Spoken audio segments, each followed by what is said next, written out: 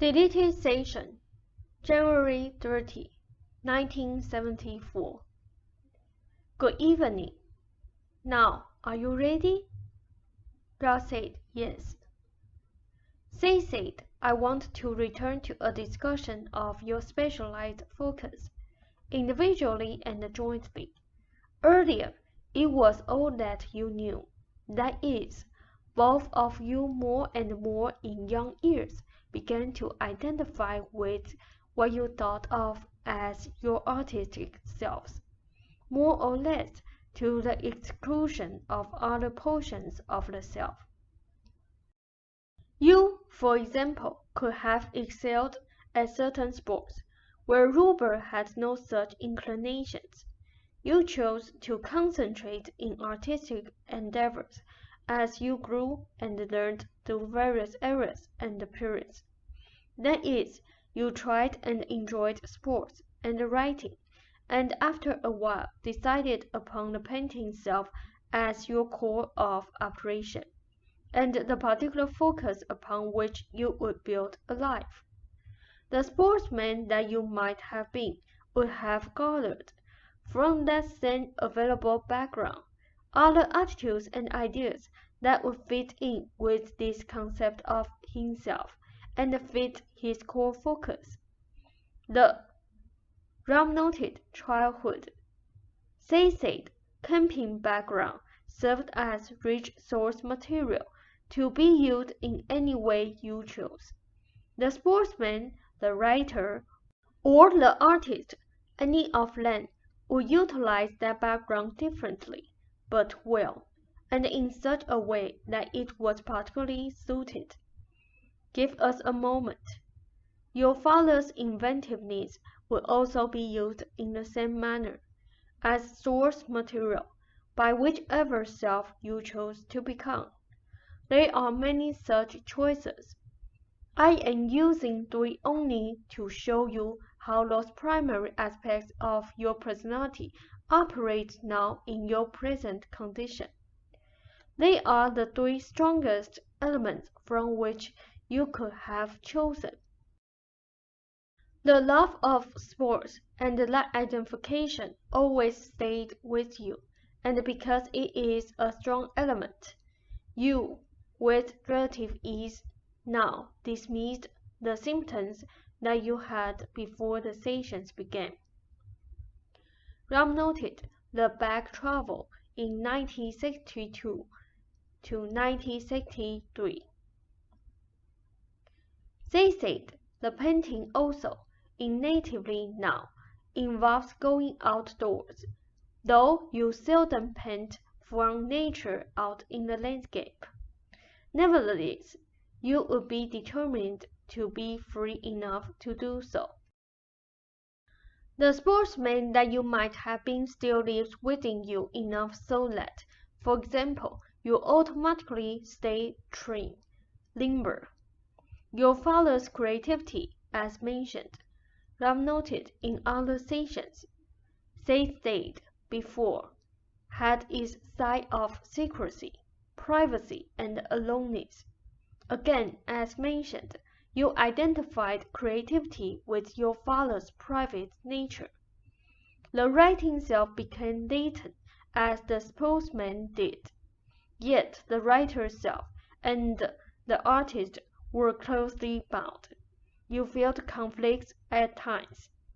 It never occurred to you that the 2 aspects could release one another, one illuminating the other, and both be fulfilled. Instead, you saw them, basically now, as conflicting. Time spent writing meant time not spent painting. You believed the painting self had to be protected.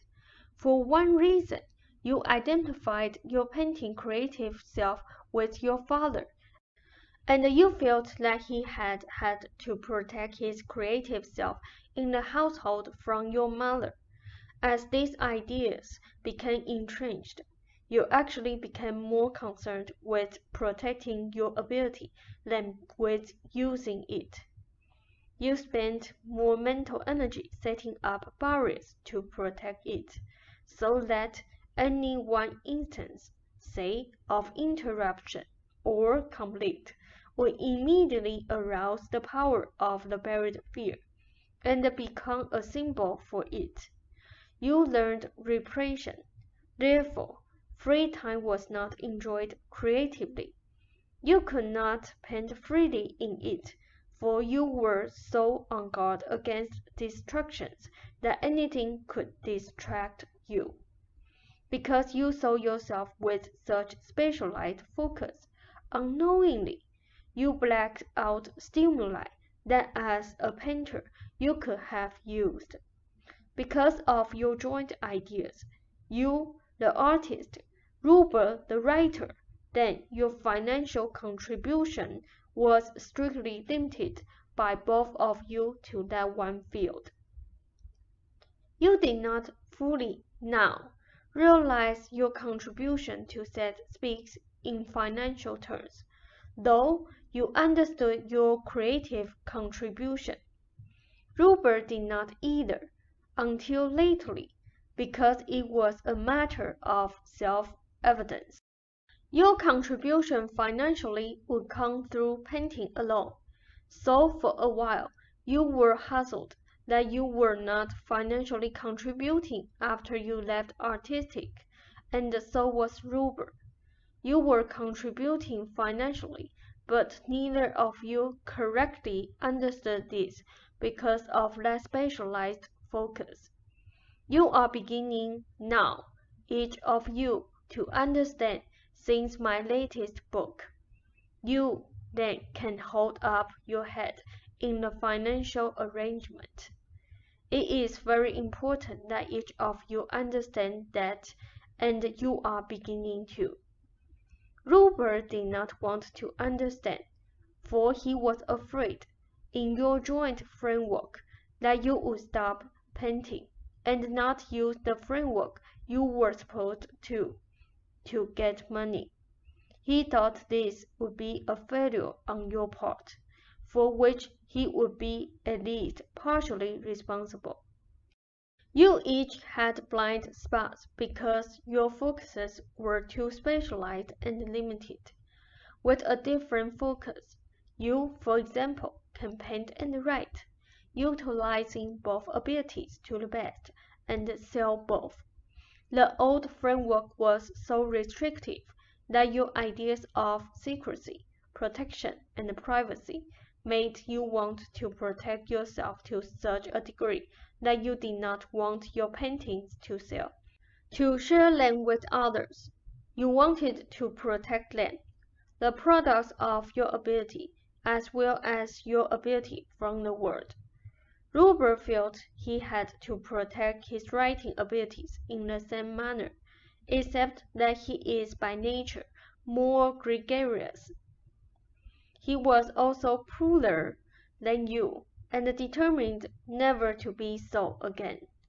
The fact that you were not making much money in the framework the two of you accepted led him to work the harder, determined to publish his work.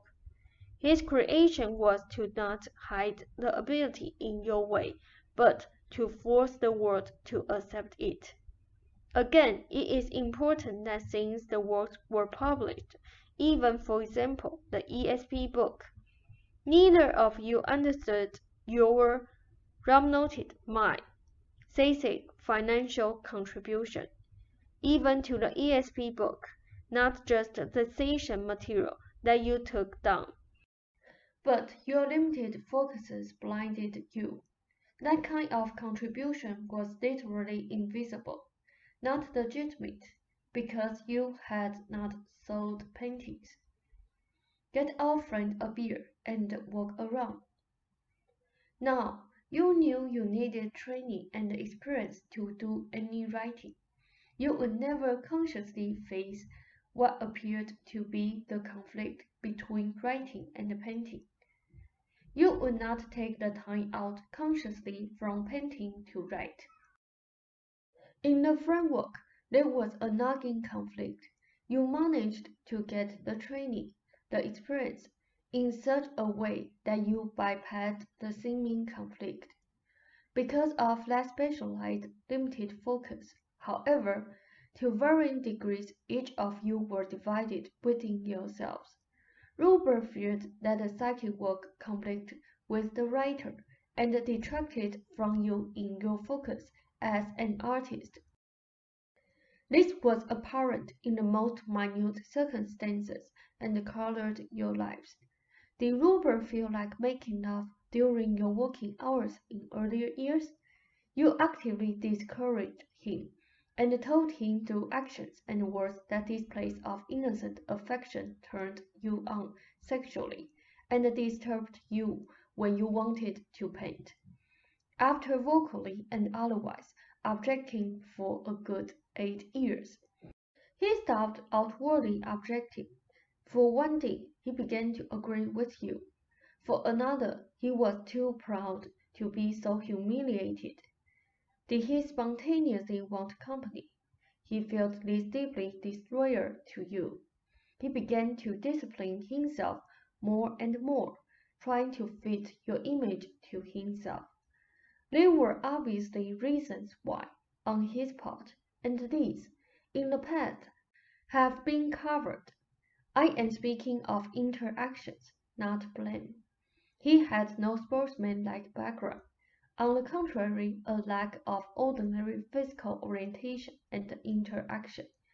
His identification with the importance of the mind, then, and his focus as a writer, allowed him to inhibit physical motion in a way you would not have done. The dancing represents Ruber's end of the spellsman proposition. His gymnastics. Now, remember what I said the other night about the lack of encouragement there on your part. It is highly interesting, considering your ease of mobility, and brings in many more aspects than you realize. For Ruber, dancing, his one inclination to flaunt himself comes into direct conflict with your ideas of privacy and secrecy. When he is obviously not in the best of physical condition and then wants to dance, this to you is showing his weakness to the world. You, with your history of athletic behavior and your love of perfect motion, immediately contrast his activities with the time when he danced with the greatest of ease. He, when he had reached the point where he will go out again, is by then defiant, angry, joyous, and exultant by turns. Each dance is a victory because he first had to get over the fear of walking to the dance floor, and he looks helpfully to you for your support that he does not look too badly. He earns for any sign of your approval and sexual recognition. Both of you, so far, still believe that your spontaneity must be measured out because of those specialized focuses, and for no other reason. That focus had prevented you each from seeing what you have, from using it fully in all areas, and from recognizing your achievements creatively, financially, and otherwise. I am going to try to help you enlarge that focus, and I know that the time is right. First of all, you must realize it is futile to say, why does understanding take so much time? Or why have we been so opaque? Or in your case, why has it taken me so long to be a good painter? There are comprehensions, illuminations that cannot be verbalized, that arise as a result of illuminations solving problems that on the one hand seem to have nothing to do with the problems. These, however, are fulfillments quite unpredictable, that come about as you solve what appears to be one-man problem. They are achievements that arise out of a given situation, often even while in your turns, the given problem may not seem solved. They are levels of understanding, again unpredictable, that are the creative results of certain courses you take. These can exist whether or not the course itself seems advantageous, and these can even overshadow the benefits a successful course might have given in those terms. Now, though it would seem then that you have made errors, the errors in themselves are creative and have brought about unpredictable probabilities that now enrich and also change that original course. Your writing abilities, for example, would not have emerged had that original course and specialized focus been followed to a T. Had that original course and specialized focus been followed to a T, Rupert's abilities would not have emerged either.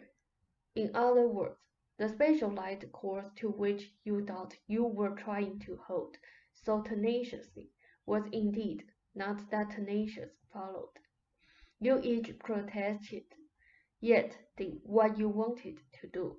You just kept trying to fit what you did into a framework that you had outgrown.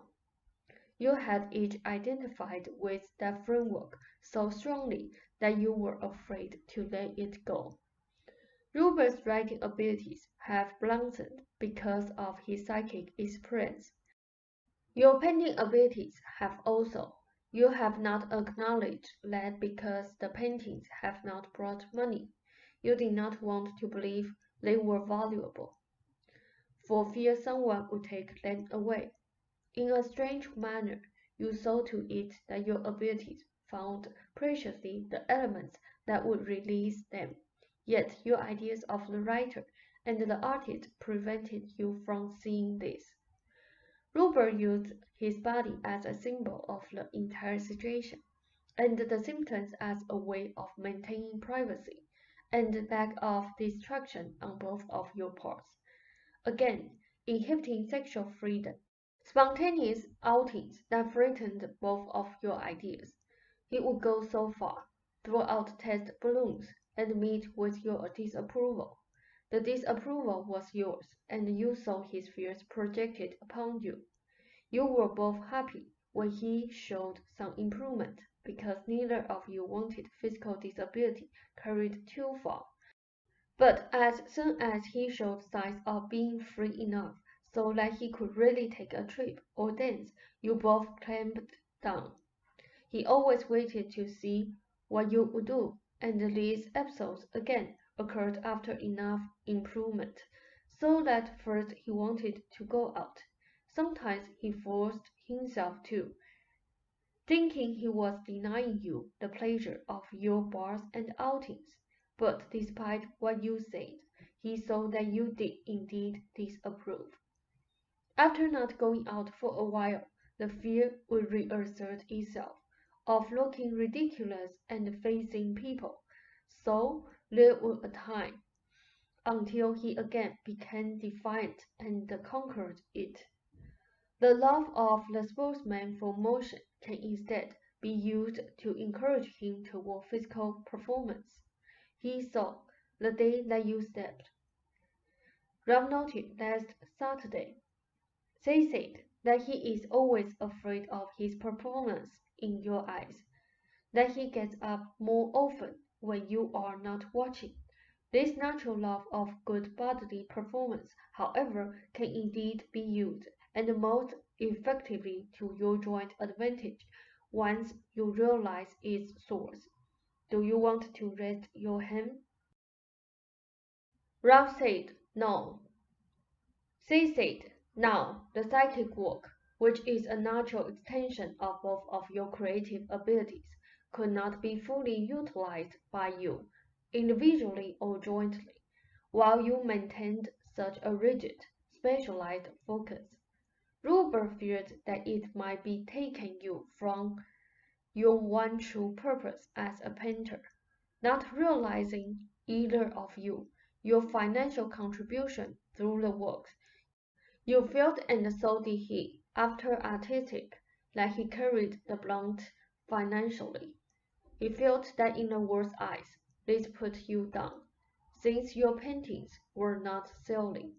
At the same time, He could not accept your legitimate financial contribution through the work because he felt that might betray you as an artist. His job then was to encourage you to paint and sell your paintings, for he felt nothing else would satisfy you and or satisfy your brothers or your family. Rob noted in here, I had to laugh as Seth spoke. Not in mockery, but rather in bewilderment at the seemingly endless paths that a train of thought, once undertaken, could follow. I wondered if Jane and I could ever untangle the paths.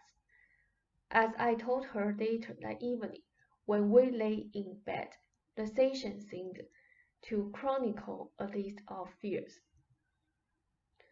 They said, at the same time, and somewhat because of your attitudes, he felt his womanly reality a threat to both of you as artists. A new organization is more than in the making.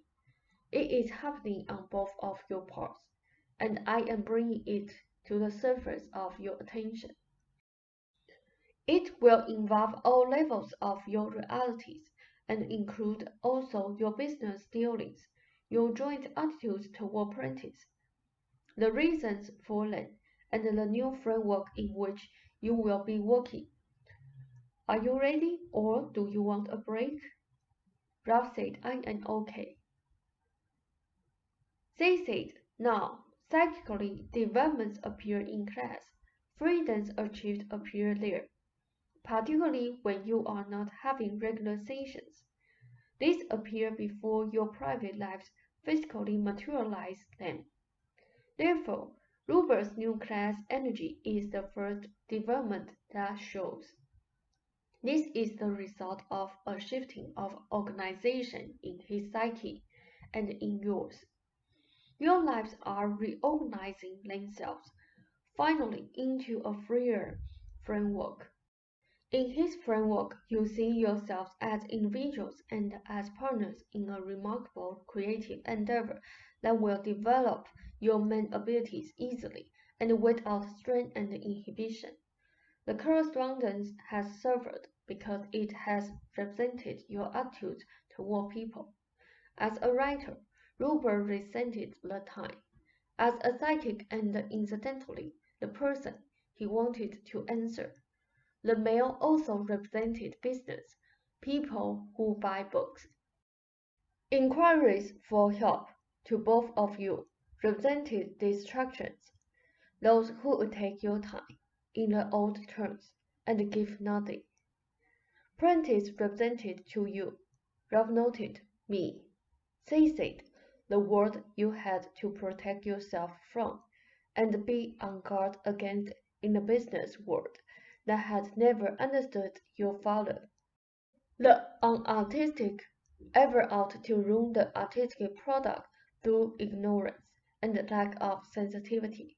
Giving himself psychic spontaneity might mean somehow giving into that spontaneity that both of you feared. Whenever psychic developments show themselves then, Rupert improves in health, as he allows his energies their spontaneous play and expression. This flows into his writing, his physical condition, and your private lives. In the past, you have let this go so far, each of you. This time I hope you will see this larger framework in which you understand that creative abilities must be nourished but not overprotected, in which you see that they have their own greater strength and direction. Helping Rupert with the mail is also a financial contribution. It is far more than that, but each of you must understand that you are partners in this endeavor in every part of it. The psychic development did not just occur. Your deepest natures called it out of the probable sequence into your reality, for a reason, because, Ralph noted each of, they said you knew that it could best develop all of your, Ralph noted, respective They said abilities to their fullest and also help others. Helping others also develops your own abilities in ways that you do not as yet understand. I suggest then a framework in which our sessions are featured. The sessions and their attendant results provide, literally, a multidimensional purpose that allows for your own gestalt individual achievements. Before this, Ruber considered anything not writing a danger, a threat, or at least felt it a distraction to himself as a writer. He considered such things as a threat to you as an artist. Now, while you smile at me, you still think that you must protect yourself against distractions, as if they are perfectly lined up like enemies against you. This has nothing to do with consciously deciding how you want to spend your time, but with those inner fears that make you think of your time as something that must be protected, that considers your talent so fragile that it will wither if you do not make great effort to protect it. If your idea of protecting your talent could be transferred to a plant, you would keep it in a corner, a dark one, in a room in which no one could enter, and spend your time worrying about drafts, no matter how well you had closed the windows and doors. Your ideas about the latter, Rob noted to correspondents, they said, are encouraging first motions toward what I am speaking of, as are Ruber's ideas about class and your sexual advances. You have a way to make a living, and a good one. You each contribute. That much will free you to paint and sell your paintings. Now, do you have questions? Ralph said, no. Actually, I have lots of them, but we'll get to them later. They said, indeed, we will. And now I bid you a fond good evening. And what blessings I have to give, I give you, and those I do not have, I know you will find. Ralph said, thank you very much, Seth. Good night.